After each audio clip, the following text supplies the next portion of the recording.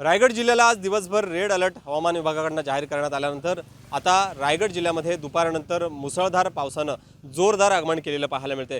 रायगड जिल्ह्यातल्या मुख्यतः नागोठणेमधील अंबा नदी असेल किंवा रोहामधली कुंडलिका नदी असेल या आता इशारा पातळीपर्यंत पोहोचलेल्या आहेत आणि त्यानंतर दुपारनंतर आता रायगड जिल्हा प्रशासनानं या बाजूमध्ये राहणाऱ्या स्थानिकांना किंवा नागरिकांना सतर्क राहण्याच्या सूचना दिलेल्या आहेत। रायगड जिल्ह्यातली रोहा शहराजवळ असणारी ही जी कुंडलिका नदी आहे ती आता दुथडी भरून वाहू लागलेली आहे। आज दिवसभर लागलेल्या या पावसामुळे या नदीला आता प्रचंड वेग धारण झालेलं पाहायला मिळते आणि त्यामुळे रोहा शहरातल्या आजूबाजूतल्या राहणाऱ्या स्थानिक नागरिकांना आता रोहा नगरपंचायत असेल किंवा जिल्हा प्रशासनाकडून अलर्ट किंवा सतर्क राहण्याच्या सूचना देण्यात आलेल्या आहेत। आणि त्यामुळे आपण बघितलात तर सकाळपासून रायगड जिल्ह्यातल्या अंबा नदी आणि ही आहे ती कुंडलिका नदी ह्या दोन नदींनी आता इशारा पातळी गाठलेली आहे आणि त्यामुळे आजूबाजूच्या गावांना सतर्क राहण्याच्या सूचना दिल्या आहेत। पुढील काही तासांमध्ये पावसाचा जोर कायम राहिला तर या ज्या नद्या आहेत ती आपली पातळी आहे ती ओलांडण्याची दाट शक्यता वर्तवण्यात आलेली आहे आणि त्यामुळे आता पावसाचा जोर कसा असणार आहे हे देखील पाहणं महत्त्वाचं राहणार आहे।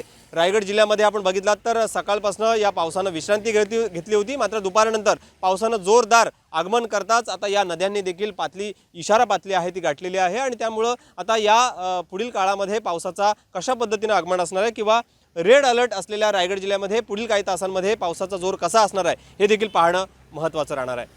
गणेश मापरळकर, एबीपी माझा, रायगड। एबीपी माझा, उघडा डोळे बघा नीट।